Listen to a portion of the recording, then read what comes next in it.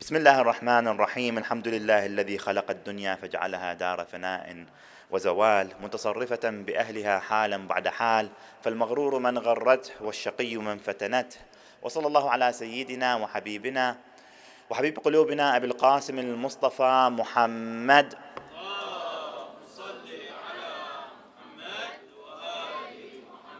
وعلى آل بيته الطيبين الطاهرين.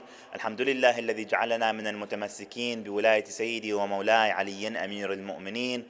الحمد لله الذي هدانا لهذا وما كنا لنهتدي لولا أن هدانا الله.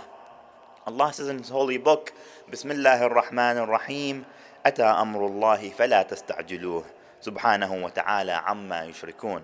In the name of God, the most beneficent, the most merciful, God's edict is coming, so do not seek to hasten it. Immaculate is He and exalted above having any partners that they ascribe to Him. Assalamu alaikum, dear brothers and sisters. We begin this night, as we begin every night, by passing our condolences to our 12th Holy Imam, Ajjalallahu Ta'ala Farajahu Sharif, to our respected scholars, our high maraja, all the believers, and especially those that helped in establishing this blessed gathering. Dear brothers and sisters, in the past 6 nights, we've spoken about Imam al-Hussein alayhi salam and the divine plan that he was implementing and executing. And to understand the Imam al-Hussein and his movement and his stance, we took a step back and we looked at the movement and the stances of Imam Ali alayhi salam and the movement and stances of Imam al-Hasan alayhi salam.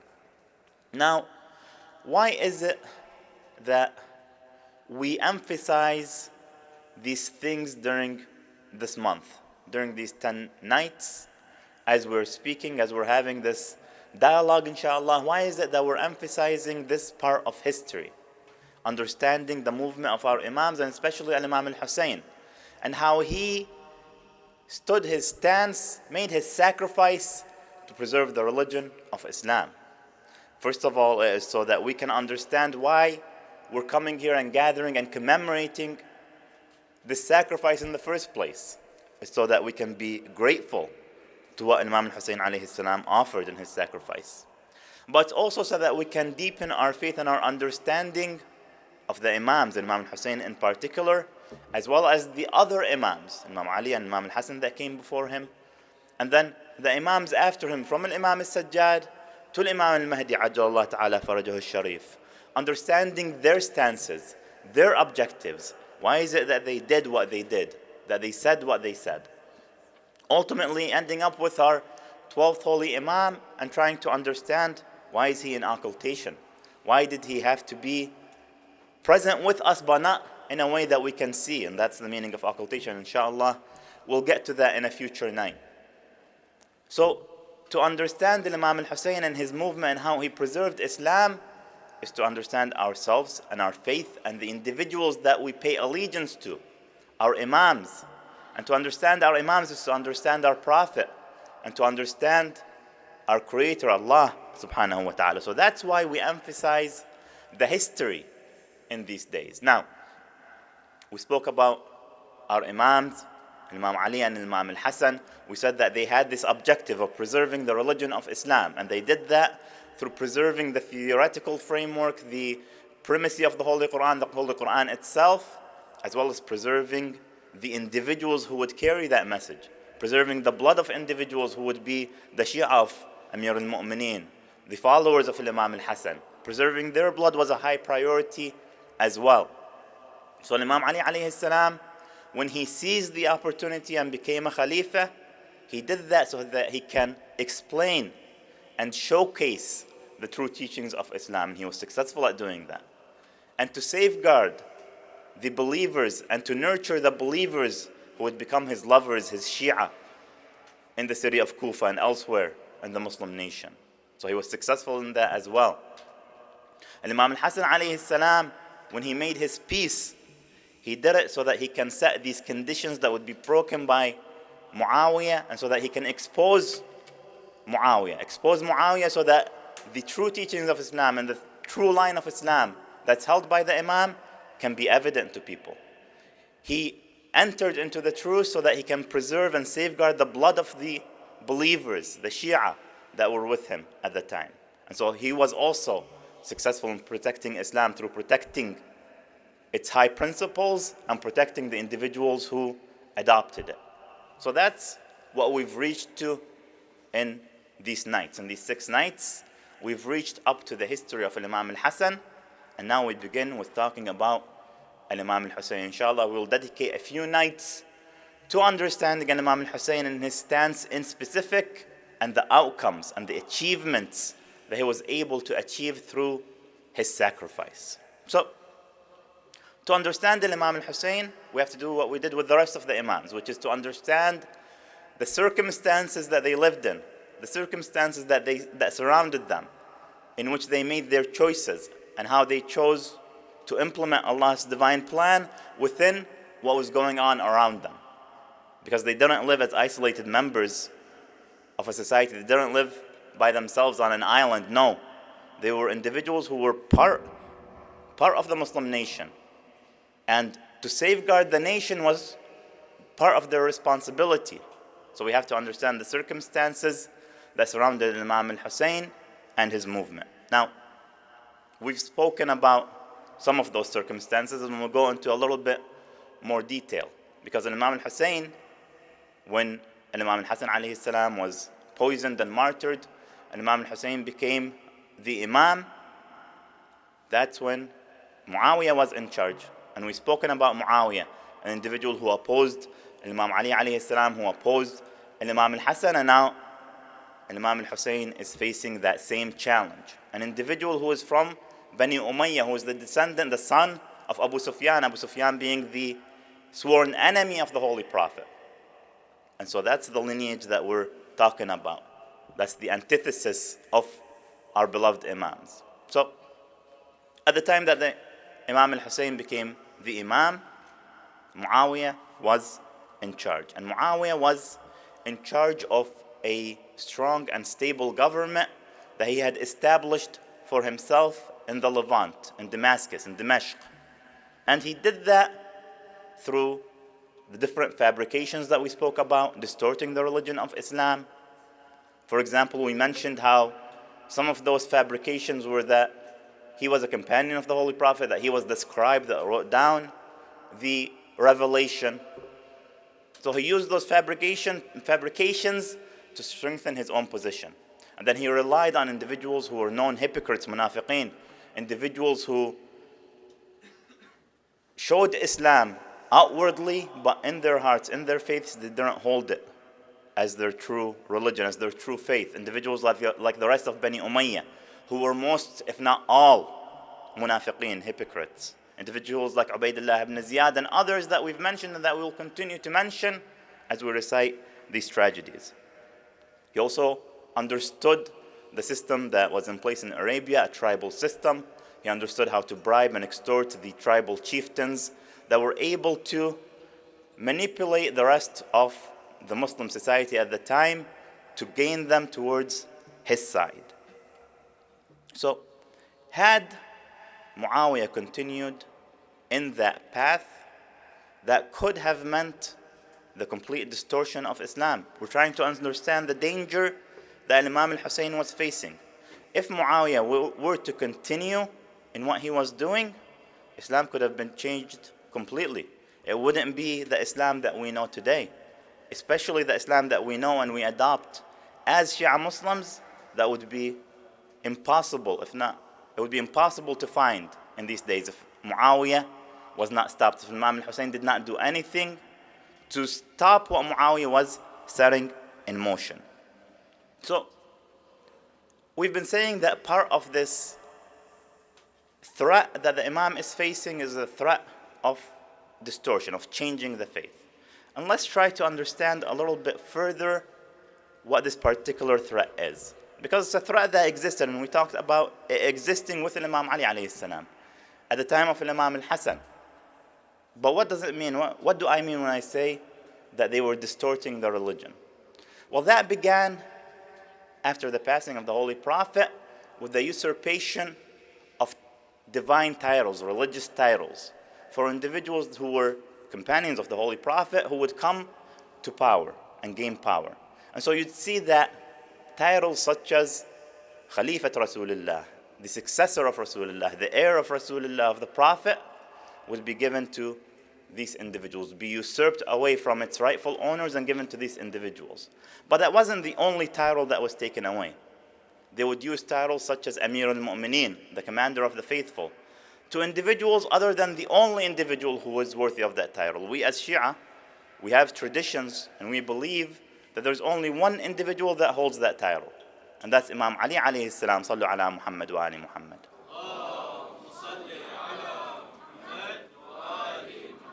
It's a title that we don't give to any other of our imams. Not even our 12th holy Imam, Hajjallah Ta'ala Farajah, is not given that title. But it's reserved to one individual, to Imam Ali alayhi salam. And they took that and they adopted it as a title for any Khalifa that came as a political ruler of the Muslim nation.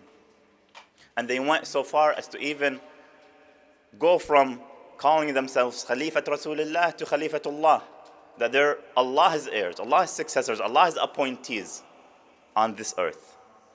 So with that, what were they trying to do?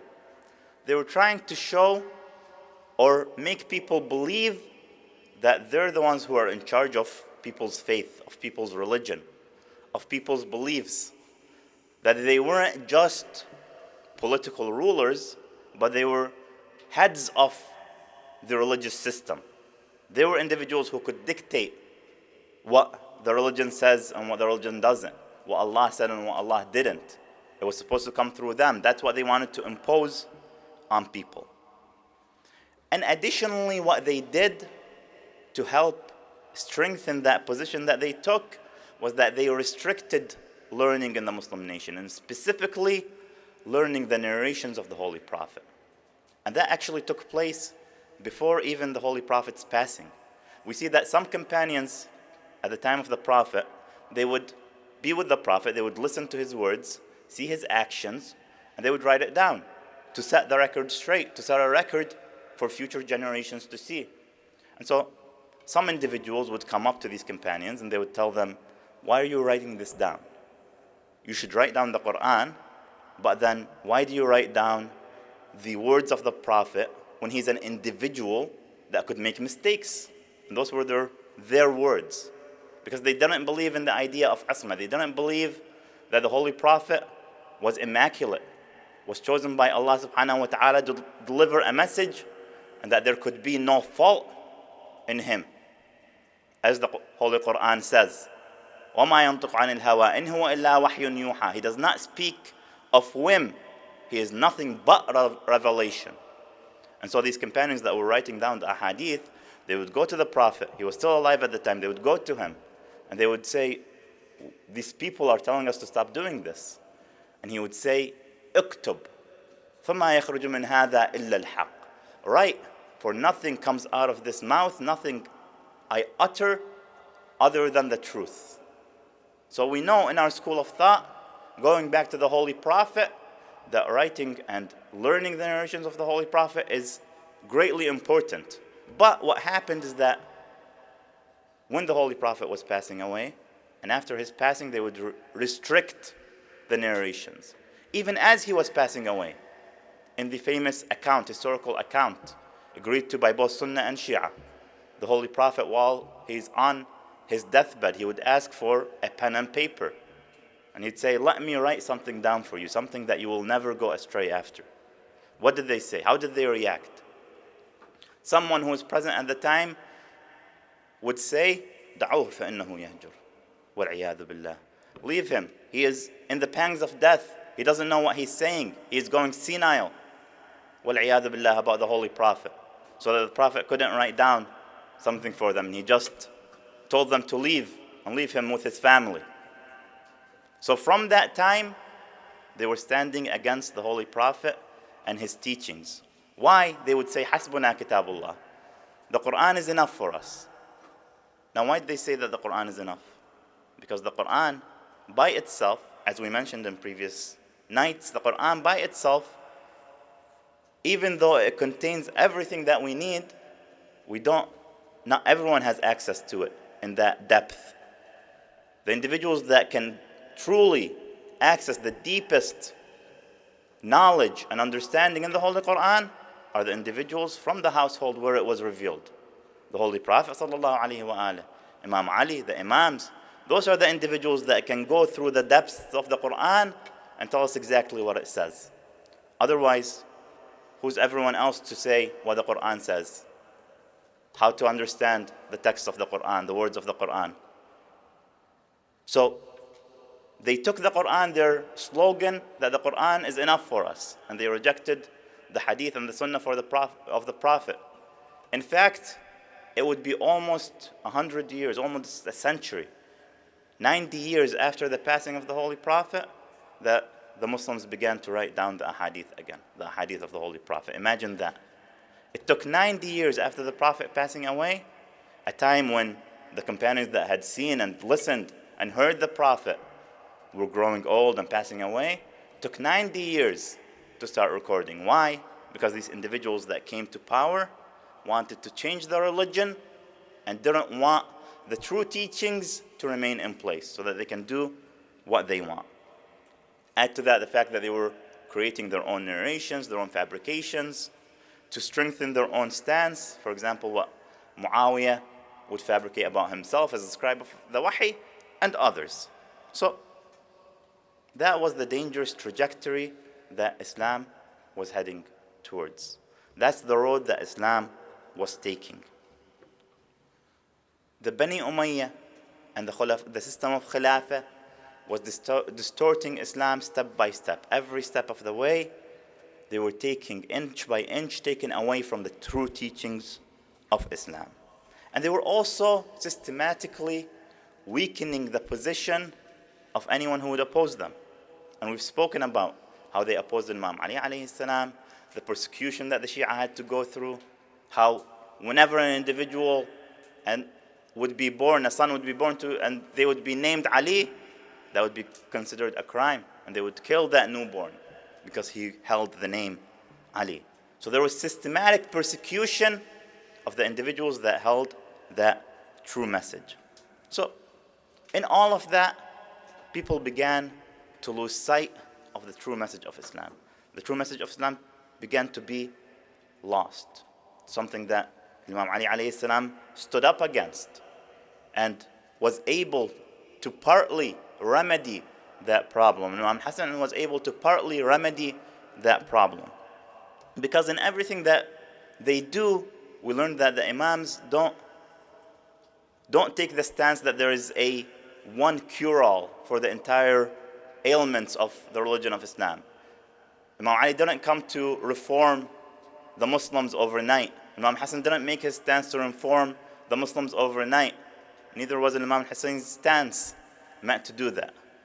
So the Imams went through their long-term vision, executed that divine plan to reach a long-term goal of making sure that in the long term, the religion is preserved. Islam is preserved through the preservation of its core ideas and principles, core thoughts, its theoretical framework, as well as the preservation of individuals of a group that would hold on to those true teachings and continue to call towards them. If Muawiyah had been able to continue that trajectory, not just in his person, but through his continued line of Bani Umayyah, then Islam would have been distorted just like previous religions that were turned into basically mythologies for the people that had initially received them. You look at Europe in the Dark Ages and how Christianity was used as just a tool to rule over people, to subjugate people. So Islam would have faced that same fate.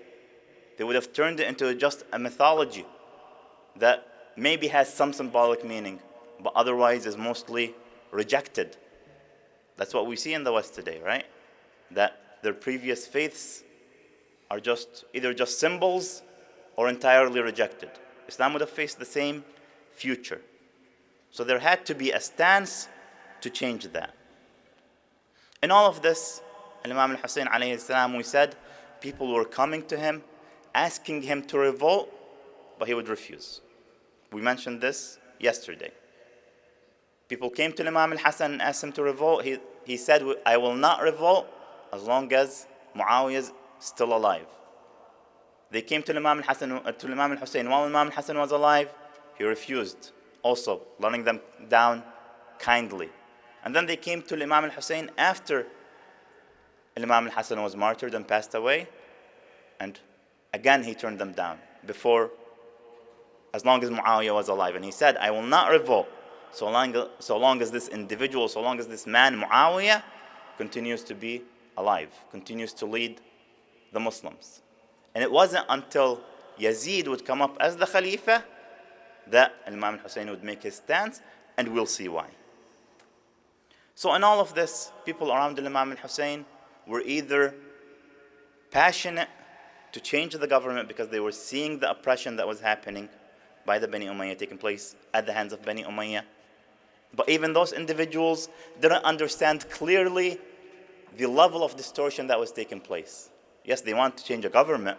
They thought there was oppression going on, and of course that's something that they stood up against, but they didn't understand the true reasoning behind Imam al-Hussein and his stances. They didn't understand that the Imam was there to save the faith, not just to overthrow a government.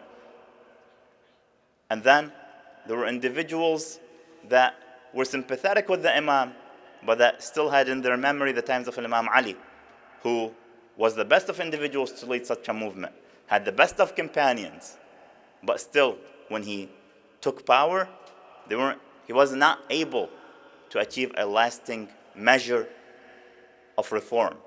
Again, these individuals were thinking that Imam Ali would come and he would turn the nation upside down. Overnight, people would just become saints and angels, as opposed to the long-term view and methods of our imams. That's why Imam Ali alayhi salam initially rejected, right? He initially rejected the Khilafah. He said, leave me and seek someone else.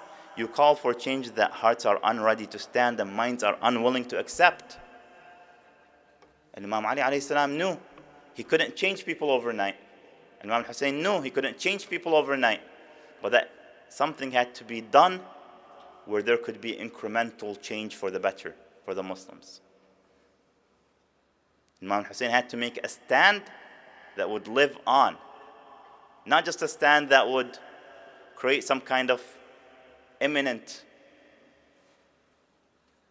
change, some kind of change that would take place within the Muslim nation within those days or years.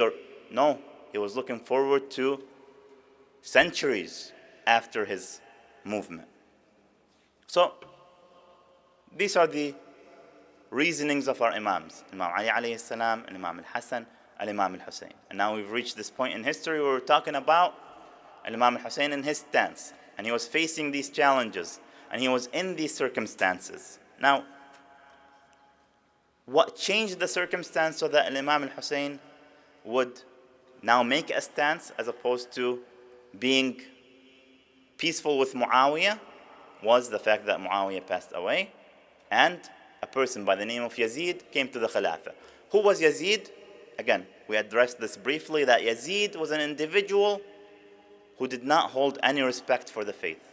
An individual who would outwardly practice things that are forbidden in Islam. He would be a drunkard, he would be an adulterer, and that would be known to people. Muawiyah was creating an image for himself as this godly individual, as the scribe of the revelation. Yazid didn't care about that.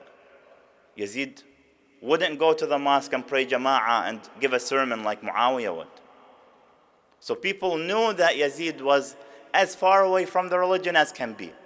Now, is it this individual that people are going to accept as the successor of the Prophet, as the commander of the faithful, as the designee, as the appointee of Allah subhanahu wa ta'ala to lead this nation? There was a clear divide and a clear distinction between Yazid and Imam Hussein. مثلي لا يبايع مثله. Someone like me will not pledge allegiance to someone like him. There's clarity. It's black and white. Whereas Muawiyah muddled things, Yazid did not. He allowed for the black and white to be there, for people to see the light of Imam al-Hussein and to shy away from his darkness. So, at that point, Imam al-Hussein had to make a stance. What could he do? What could Imam al-Hussein alayhi salam do? Now, one of the things that Imam Hussein couldn't do was give allegiance. Why? مثلي لا يبايع مثله. Why? Because any form of allegiance that the Imam could have given to Yazid would have just further legitimized Yazid and his government and his movement and his distortions. Wouldn't have been understood that it might be something that's for the betterment of the Muslim nation. You see, the Muslims of the time didn't understand the idea of taqiyya. Taqiyya is an important concept in our religion. That when an individual is faced with a circumstance where they fear for their life, for their limb, for their family, they're able to hide their faith just so that they can get past that circumstance, right? And this is a concept that's in our faith and that's been in our faith since the early time of the Holy Prophet, since the time of the companion Ammar ibn Yasir, when he and his family were some of the first Muslims to believe in the Prophet. They were taken by Quraysh, they were tortured, they were asked to renounce the Prophet and his message. And Ammar did. Ammar did renounce, but he went to the Prophet, he went and wept in front of the Prophet, and he told him, I betrayed you, I renounced my faith in you to these individuals that were torturing me. How can I be forgiven now? The Prophet told him, Ammar, you're fine. You didn't do anything wrong. You were under duress, you were under torture, and you just hid your faith, and your faith in your heart didn't change. You knew exactly who you were and what you believed in. And so there's nothing wrong with what you did, as long as you remain firm in your heart. That was Ammar. And that's not just the concept of taqiyya, it's not just a concept that we as Shia believe in, that we as Muslims believe in. Because sometimes we're targeted as Shia that we believe in taqiyya. No. Again, it's a concept present in Islam from the time of the early message of the Prophet and the early companions. But it's not just about Muslims. If you go and study law, you'll find that if you're in a contracts class, they'll tell you that duress invalidates a contract. That if someone holds a gun to your head and tells you to sign a contract, that contract is what? It's invalid. Why? Because you signed it under duress. Because you weren't freely signing and agreeing to give away your house or your car or your freedom. You were acting under duress. And so this concept of taqiyya exists outside of just tashayyu', outside of Islam. It's a universal concept. But unfortunately, people at the time of Imam al-Hussein, they didn't completely understand that concept yet. So there were individuals that would not utilize taqiyya. For example, one of the companions of Imam Ali, Hajr ibn Adi, even though he would be told by the Imams not to revolt against Muawiyah, he would go and revolt. Why? He didn't understand taqiyya fully. Or, according to some narrations, he was instructed to do what he did. But that's a historical debate. So, the concept of taqiyya wasn't clear to the masses at the time. So Imam al-Hussein alayhi salam had to make a stance that couldn't be misunderstood and that can be invested by the rest of the A'imma to clarify this concept for the Shia, for the Muslims. To clarify the concept of taqiyya so that in future generations, for the coming Imams, this concept could be a useful way to continue with the preservation of Islam and its people. So Imam Hussein's stance had to do that, to achieve that. And in fact it did. And we'll come to a story from Imam al-Sajjad and how he was able to utilize Imam al-Hussein's movement and stance to showcase people what taqiyya is. But going back to Imam al-Hussein, he wasn't able to practice taqiyya because people didn't understand what taqiyya is. And so if he had done anything to give any form of allegiance to Yazid, it would have seen as legitimizing Yazid's movement. And it would have been destructive for Islam as a whole, for the message of Imam al-Hussein. Everything that Imam al-Hussein was trying to protect would have been undermined if he practiced taqiyya at that point, if he gave any form of allegiance to Yazid. So the Imam couldn't practice taqiyya. The Imam couldn't practice taqiyya, Imam al-Hussein couldn't practice taqiyya, but he made a stance that the Ahlul Bayt invested to showcase the Shia what taqiyya is. And we see that only a couple years or a year after Imam al-Hussein's tragedy. Yazid sent an army to the city of Medina. Medina was revolting. Yazid sent an army. He conquered Medina. And when he conquered Medina, he wanted every single individual in Medina to give him allegiance.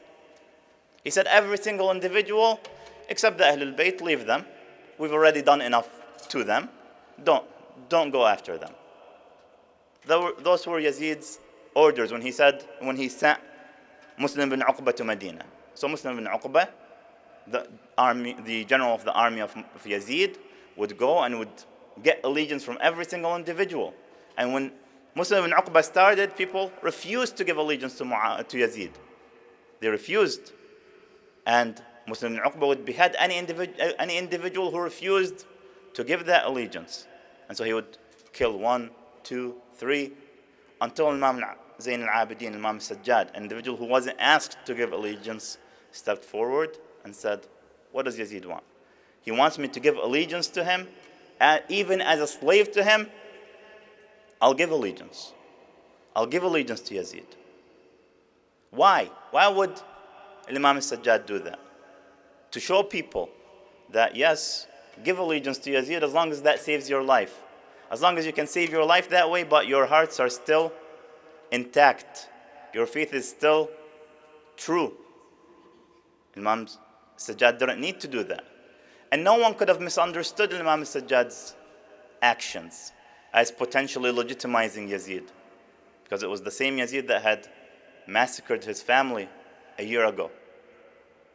So Imam Sajjad's movement and stance couldn't have been misunderstood, but only used to clarify the central concept for us as Shia, this concept of taqiyya, that we need to protect ourselves from these enemies, right? And so we continue to use this concept of taqiyya to further this goal that the Imams set, this goal that the Imams had of preserving the faith and its people. So that's the understanding that we take from Karbala. What added to the complexity of the situation was the presence of the Khawarij at the time. The Khawarij were a group of individuals that had revolted against Imam Ali and against Muawiyah. So they revolted against Imam Ali, against Muawiyah, and they were able to assassinate Imam Ali. Imam Ali was martyred in the mosque of Kufa. And so the Khawarij turned their attention to Muawiyah. Now, what was different about the Khawarij was that they were brutal individuals. They were individuals that would commit the most atrocious war crimes, similar to the Bani Umayyah. But the Khawarij were generally hated by the people because of the crimes that everyone saw that they commit. And so, one danger that was present to the Imam was that his movement might be understood as a movement of Khawarij. He had to make sure to distinguish himself from the Khawarij. That this is a movement not of Khawarij, but of Shia. Because the Shia were also known at the time. The Shia were known to be individuals of piety, individuals of knowledge. So much so that one of the historians of the time would say, have you seen the best of people to be anything but Shia? So the Shia were known. They were known, even though they were persecuted, they were known as individuals, the best individuals in a community, the most pious, the most trustworthy, the most honest, were the Shia. So the Shia were known, and the Khawarij were known and hated. So Imam al-Hussein had to make a movement, make a stance that would be seen as a stance of truth, of honesty, of loyal, of trustworthiness, as opposed to a political move like the Khawarij. So he had to distinguish himself from everything else that was going on. So he had to make a stance that clarifies taqiyya and that isn't misunderstood itself. What kind of stance would he make? What kind of stance can Imam al-Hussein make at this point? He inherited this mission of preserving the religion of Islam. He knew that he had to make reform in the nation of his grandfather.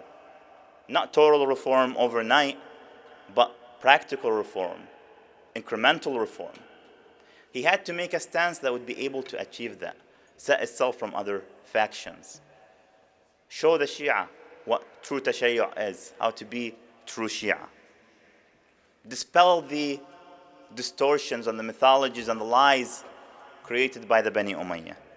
What could he do? What can Imam al-Hussein do? At that point, Imam al-Hussein could do nothing but to implement the divine plan that said, Inna Allah, yurid Allah an yaraka shahidan. Or to paraphrase, when Imam al-Hussein alayhi salam saw his grandfather in a vision, he said, Allah wants to see you as a martyr. Before that, when Imam al-Hussein when the Holy Prophet used to kiss the neck of Imam al-Hussein and say, this son of mine will be martyred. Before that, when he was first born, when he told Lady Safiya, Lady Fatima, that the son of mine will be martyred, Imam al-Hussein knew the kind of stance that he had to make. So Imam al-Hussein had to lure the Bani Umayyah into committing those crimes that they committed on the land of Karbala, to make that point in history, to make that tragedy, so that we can have something to commemorate for 1,384 years. So we can have something to commemorate for years to come, inshallah. And Imam Hussein knew exactly what he was doing. Every single step of it, every single companion, every single family member. He knew where he was going. He knew where he was leading them. He knew when and how it was going to happen. That it wasn't going to happen at the time of Muawiyah. That Imam al-Hassan had set things in motion for him to eventually lead his revolution at the time of Yazid. He knew all of that. He had all of that in mind. That was the divine plan that he was implementing for the sake of achieving that goal, the goal of preserving Islam, to defend Islam from the great danger that we've described. So Imam al-Hussein moves to Karbala and he makes his stance. And inshallah, in future nights, we'll talk about what exactly his stance achieved, how it achieved the goal that it set to achieve, how it preserved Islam for us, how it preserved us as Shia. We'll go through that inshallah in future nights. But tonight, let's take our hearts, let's take our minds to the land of Karbala, where Imam al-Hussein is making his sacrifice. On a night like this, we usually commemorate Abu al-Fadl al-Abbas, and Imam al-Hussein's brother. Now, we usually commemorate al-Abbas on the 7th night. Just a small point of history, just so we understand a little more what we're doing tonight. Abu al-Fadl al-Abbas was known as as-Saqqa. He was known because during the Battle of Siffin, during the other battles, he would be the individual that's giving water to the army, to the soldiers. And then in Karbala, he was also the individual who was charged with obtaining water for the camp of Imam al-Hussein. And we'll read that story, we'll go back and remember it. But he had a strong connection with the idea of thirst, an idea of quenching thirst. So we remember him on the 7th day because when Imam al-Hussein's caravan arrived at Karbala, we know that they were thirsty on the 10th day. They had been cut off from water. Cut off from water for how long? For 3 days. So it was the 7th day when they lost their access to water. And that's why we remember al-Abbas on the 7th day. Of course, we remember him for his bravery, but he was more than just a brave individual. Imam al-Sadiq alayhi salam says that our uncle Abbas was an individual of sharp insight and solid faith. It's not just about his bravery. It's not just about the stances that he made for the sake of brotherhood. He didn't just make them for the sake of brotherhood, but because he knew exactly who Imam al-Hussein was.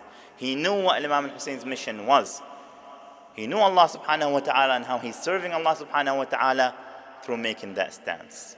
So let's take our hearts, let's take our minds to the 10th of Muharram, where Abu al-Fadl al-Abbas is making that stance. They say that during the massacre, the companions would all fall one by one.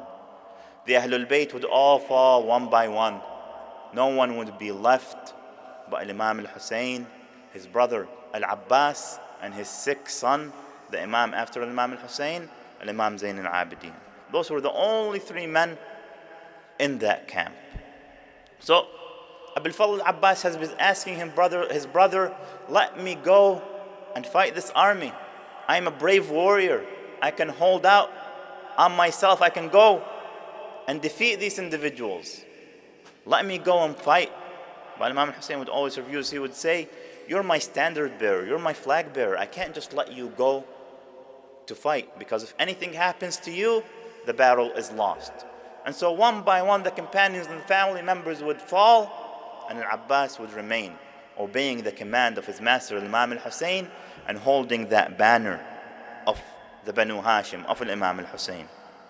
But then, when no one was left but Imam al-Hussein and Abul Fadl al-Abbas, Abbas came to his Imam and he said, now, no one is left. How are we to proceed? Let me go.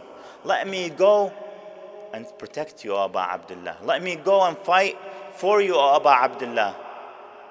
And Imam al-Hussein would look around. He would see the women, the children, all thirsty, cut off from water for 3 days. He would say to his brother, if you want to go and fight, just go. Go and get some water for these women, for these children. Go and fetch them some water before you go into the battlefield. So Abul Fadl al-Abbas agrees. He goes into the battlefield. He goes towards the river. He reaches the river. He gets down from his horse. He fills his satchel. He takes a handful of water and he looks at it and he reflects. He remembers the thirst of his brother and his Imam and Imam al-Hussein. He remembers the thirst of Lady Zainab. He remembers the thirst of the children. And he throws the water down. He says, I refuse to be quenched before they are. يا نفس من بعد الحسين هوني وبعده لا كنت أن تكوني هذا حسين وارد المنون وتشربين بارد المعين تالله ما هذا فعال ديني. By Allah, I will not allow myself to quench my thirst before the Imam al-Hussein. That's not an act that I've been taught as my faith. So he'd throw it, and he would take his satchel, and he would ride his horse, and he would gallop towards the camp of Imam al-Hussein. But as he's galloping, we know that one cursed man from behind a tree would strike his right arm. It would fall to the ground. Another cursed man would strike his left arm. It would fall. Another would strike him on the head with a pole. Abul Fadl al-Abbas would fall from his horse. An arrow would strike him in the eye. An arrow would strike the satchel of water. So Abul Fadl al-Abbas is left broken. No arms, no water, not even sight. How could he go back? How could he go back to his brother al-Hussein? How could he go back to his sister Zainab? So he calls out, Mawlai, Akhi, Ya Aba Abdullah.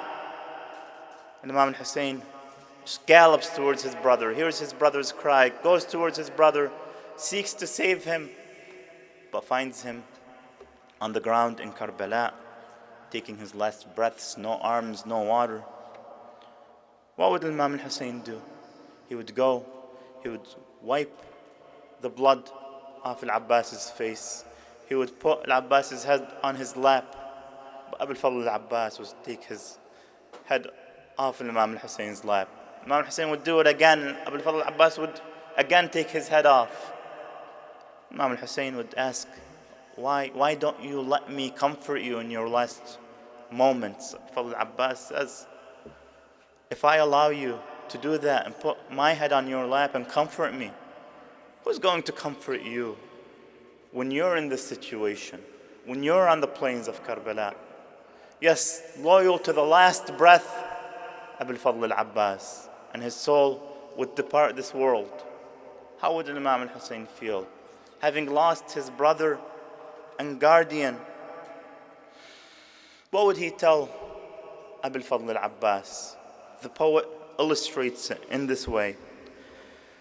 وحق خوة البينك وبيني مثلك أخو ما رأت عيني من طيحتك شلوا يميني ظهر انكسر وانعمت عيني عندك خبر يا وافي الباس بعدك أنا بالخيل أنداس براس القنا يشيلون هالراس يا حزام صدري ومصعب الراس ما حد فقد مثلك يا عباس. Yes, this is what will happen to Imam al-Hussein after losing his brother Abbas. He would be slain, he would be decapitated, horses would trample on his body. But his greatest loss was when he lost his brother Abbas. He would go towards his camp, he would make it back to his camp. He would go to the tent of Abu al-Fadl al-Abbas. He doesn't have the heart to tell his sister what happened to their brother. He goes to the tent of Abu al-Fadl al-Abbas. He would just take down the pole. The tent would collapse. Lady Zainab would see this and she'd understand that she'd lost her brother, lost her guardian.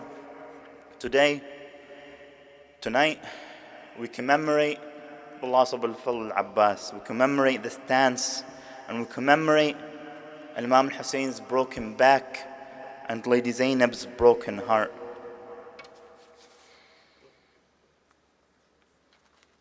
But what shook him to the core is hearing the children scream, العطش العطش يا أبو الفضل العطش نعم نعم. When Abu al-Fadl al-Abbas heard the children scream from thirst, he couldn't take it anymore. So he walked to Abi Abdullah al-Hussein. He stood in front of the Imam, and it's as if he stands in front of him. And he eclipses the sun. He says to him, Ya Hussein, Ya Sayyidi, Ya Hussein, I ask permission from you, Ya Imam, to defend these children, to defend these women. Imam al-Hussein alayhi salam knew as long as Abu al-Fadl al-Abbas was around, the women and children were at peace. Their protector is still alive. The enemies knew Abu al-Fadl al-Abbas. They were scared of this immaculate man. When al-Abbas approached the Imam and asked for permission, the Imam replied, Ya akhi, anta sahibu liwa'i. My brother, you're the bearer of my flag. So he says, قَدْ ضَاقَ صَدْرِي مِنْ هَؤُلَاءِ الْمُنَافِقِينَ وَأُرِيدُ أَنْ آخِذْ ثَارِي مِنْهُمْ.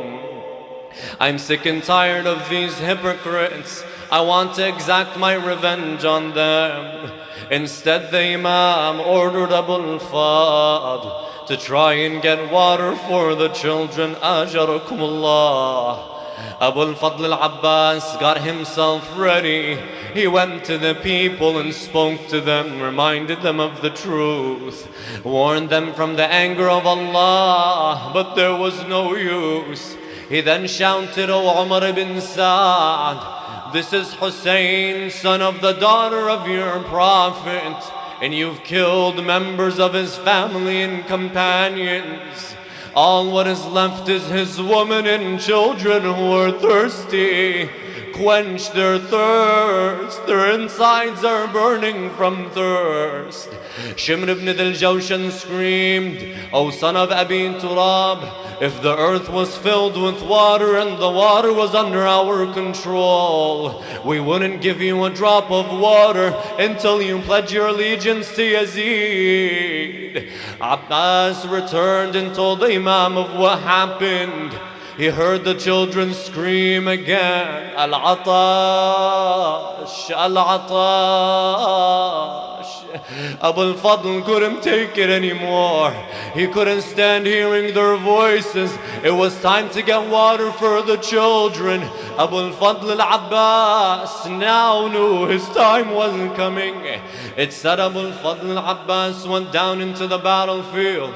He stood in front of the enemies. In the eyes of Abu al-Fadl al-Abbas, there were 1,000 men waiting for the wrath of Allah. In their eyes they saw a tall man whose body blocked the sun, but whose face shined brighter than the moon. He raised his sword and death rained down on the men.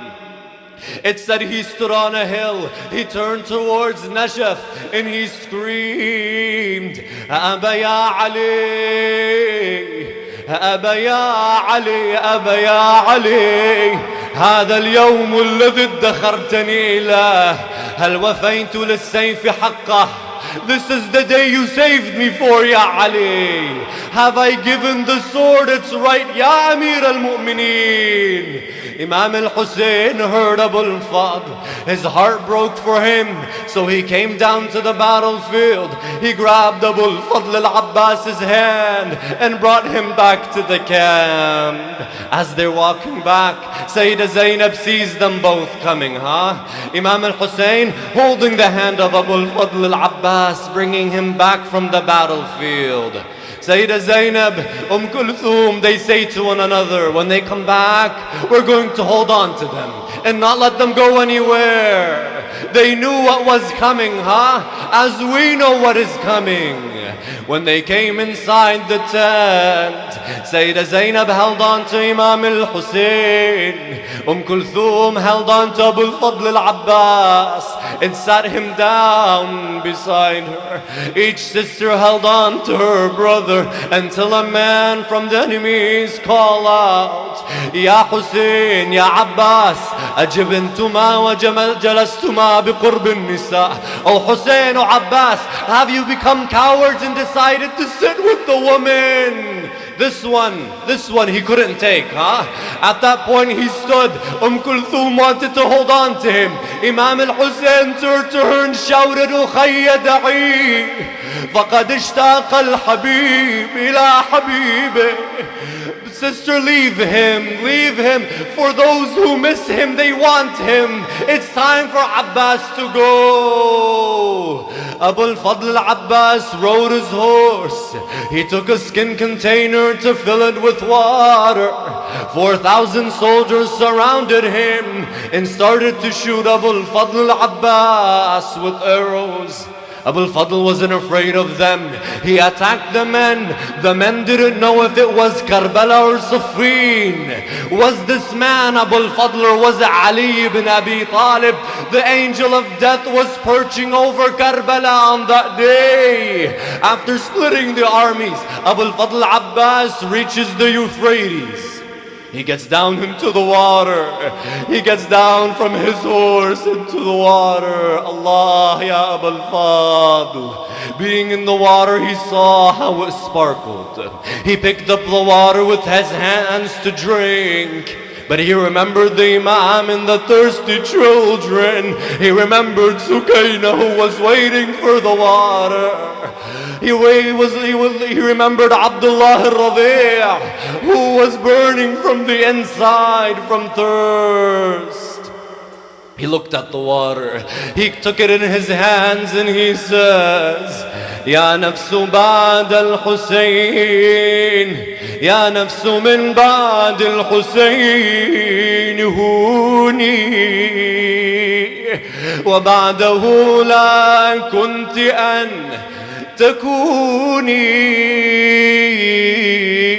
هذا حسين وارد الملون وتشربين بارد المعين تالله ما هذا فعال ديني. O soul, after Hussein you have no worth. May you not live after him.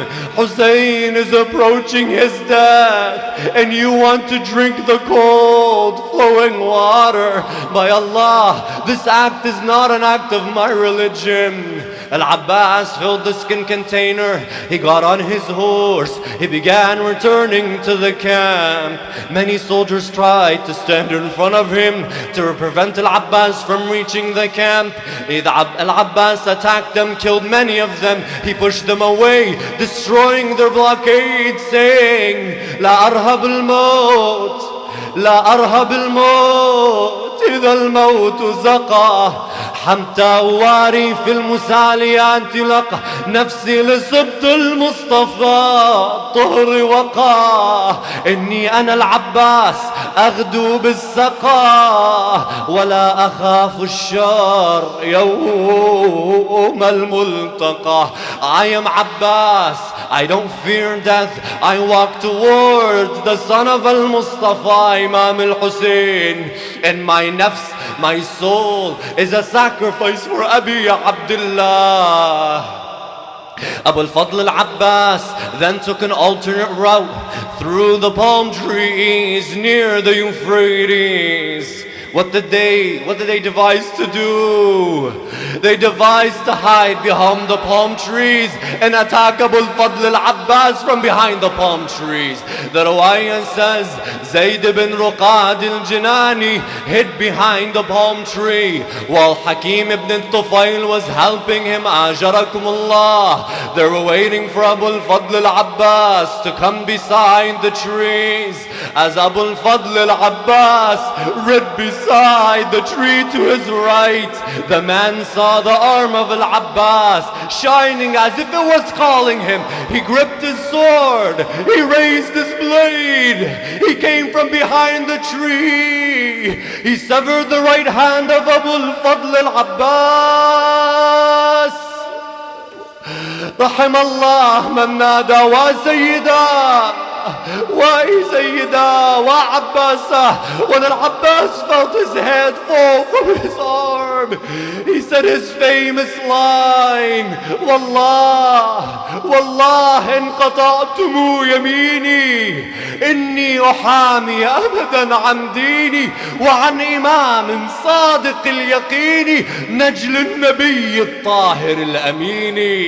By Allah, if you cut my right hand, I'll certainly continue defending my religion. And an Imam with true certainty, the son of the pure, trustworthy Prophet, Ajarakumullah. He took his sword with his left hand, continued to move. His only worry was to get the water to the Imam. As if he was telling him, as if he was telling himself, let them take my right hand. Don't let Imam al-Hussein die thirsty. Ya Abu al-Fadl al-Abbas.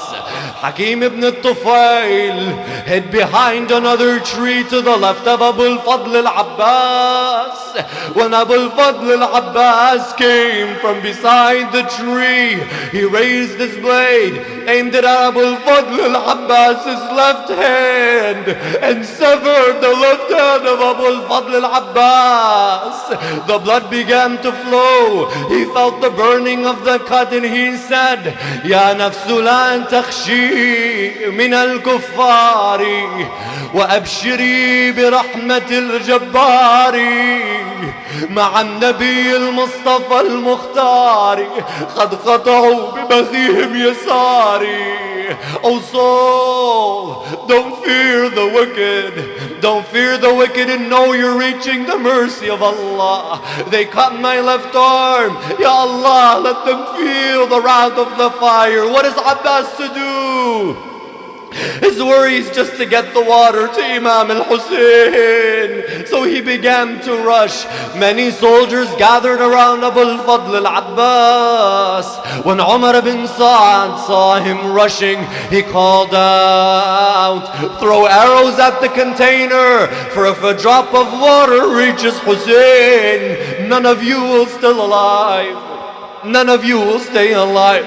Arrows were coming at Abu al-Fadl al-Abbas like rain. An arrow pierced the skin container. Abu al-Fadl al-Abbas now stops. He's confused.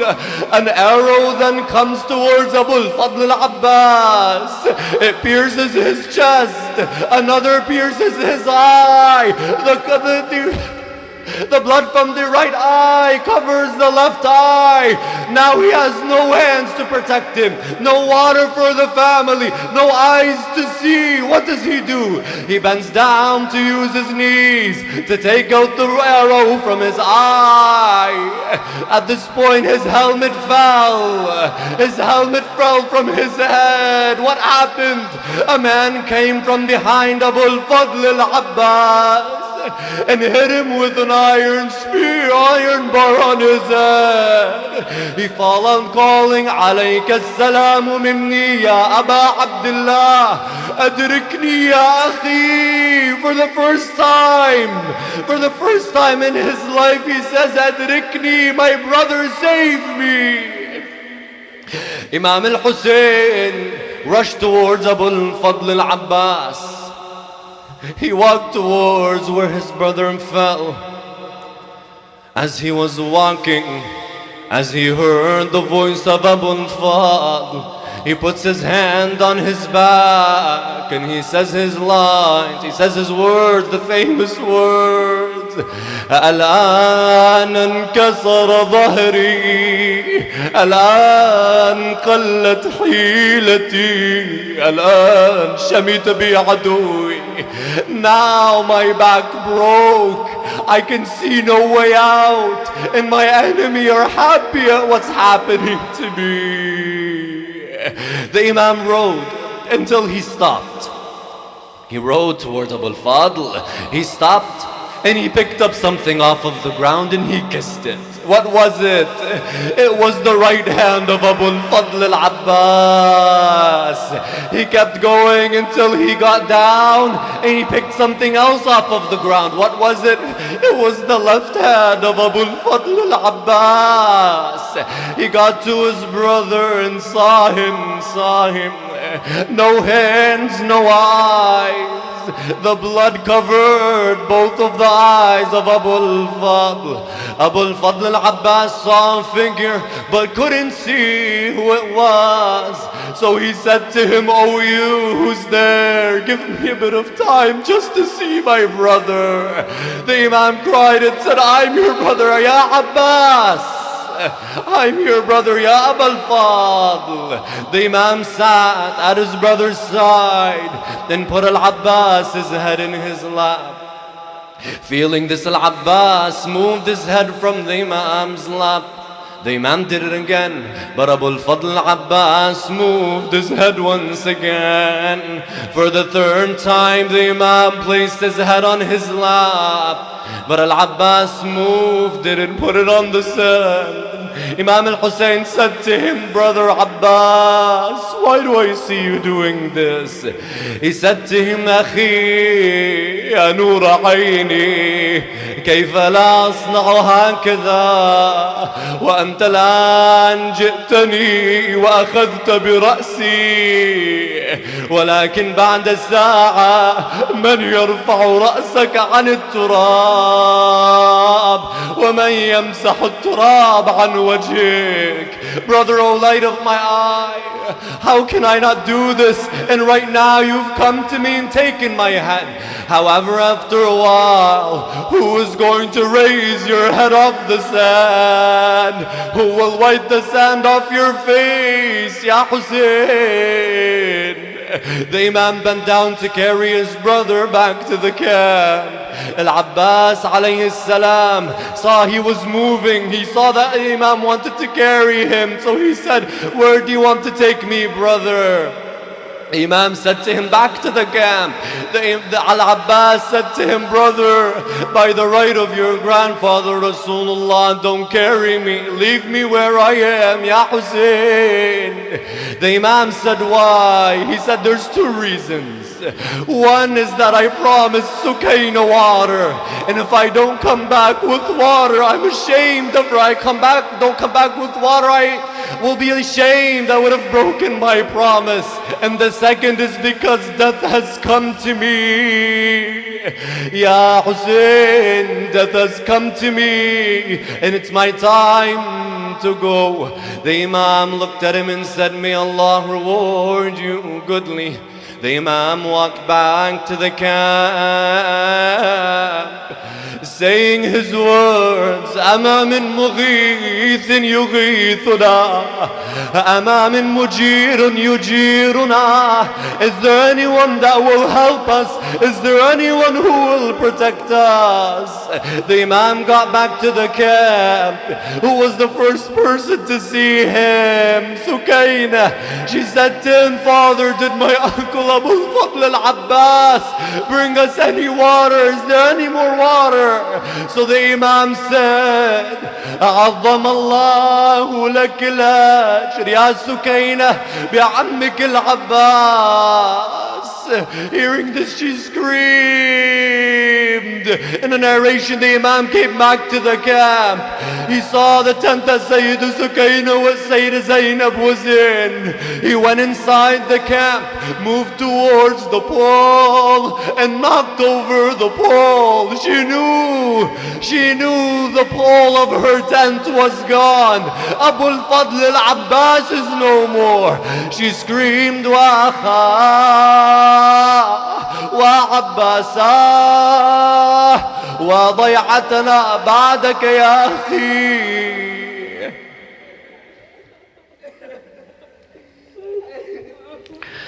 لا حول ولا قوة إلا بالله العلي العظيم. إنا لله وإنا إليه راجعون. وسيعلم الذين ظلموا أي منقلب ينقلبون. والعاقبة للمتقين. يا Allah,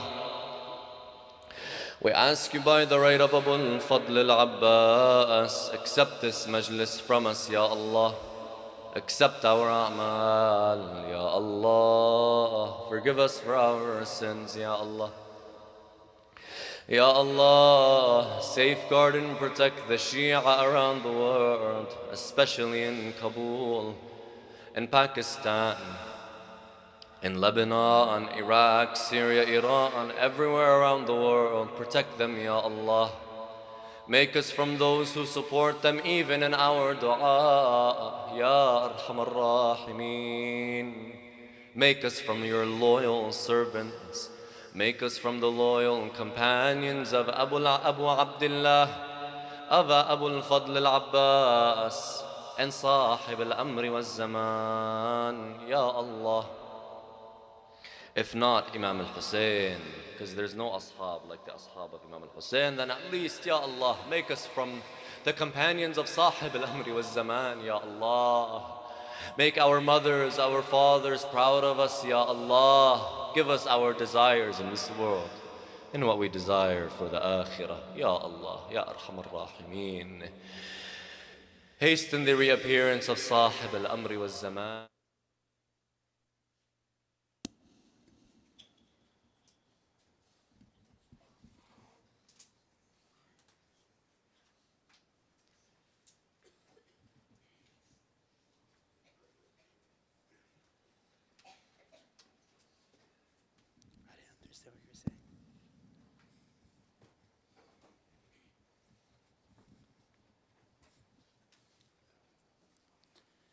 الله يسعدك، الله يسعدك يا زينب، الله يسعدك، الله يسعد قلبك يا زينب.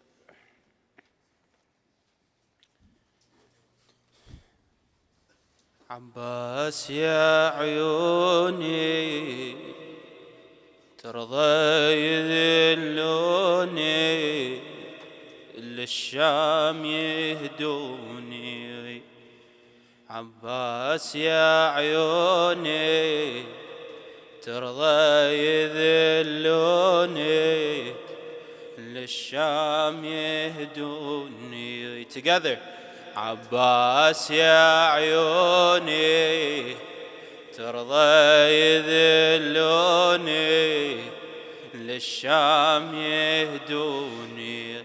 Let's stand up and read the Salatul together inshallah. صلوا على محمد وآل محمد. صلي على محمد وآل عباس يا عيوني ترضى يذلوني together I want to hear you. عباس يا عيوني ترضى يذلوني للشام يهدوني عندك يا ابو فاضل اخو اشتكي حالي حرمه بلا اوالي والشمر يبرالي وليحدل بناقزكم عباس يا عيوني ترضى يذلوني للشام يهدوني ما بين عدوان وكفر ما بين عدوان وكفر عباس يا عيوني ترضى يذلوني عباس يا عيوني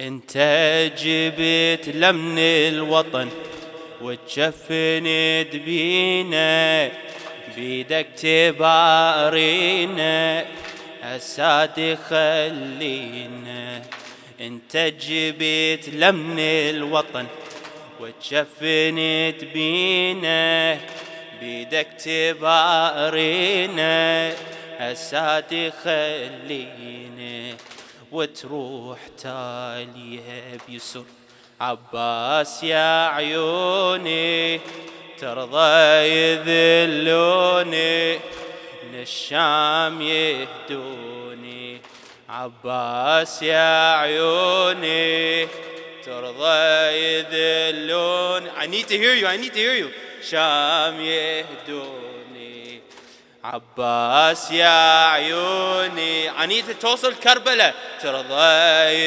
يذلوني الشام يهدوني خويا الفواطم بالدرب منه اللي يباريها عقبك يا واليها يا ويلي عليها خويا الفواطم بالدرب منه اللي يباريها عقبك يا واليها يا ويلي عليها وتروح تاليها بيسر عباس يا عيوني ترضى يذلوني عباس يا عيوني ترضى يذلوني للشام يهدوني للشام لو الطب ضعت والناس جت لينا وتفرج علينا واحنا يا والينا الشام لو الطب ضعت والناس جت لينا وتفرج علينا واحنا يا والينا جابي بين اهل الغدر جابي بين اهل الغدر عباس يا عيوني ترضى يذلوني للشام يهدوني من ردن المجلس نطب ويزيد عايدنا والشمة الذنة عنك يسايرنا من ردنا ليد مجلس نطب ويزيد عايدنا وشمت الذنة عنك يسايرنا. يا بالفضل شنو العذر، يا بالفضل شنو العذر، عباس يا عيوني ترضى يذلوني من الشام يهدوني. عباس يا عيوني ترضى يذلوني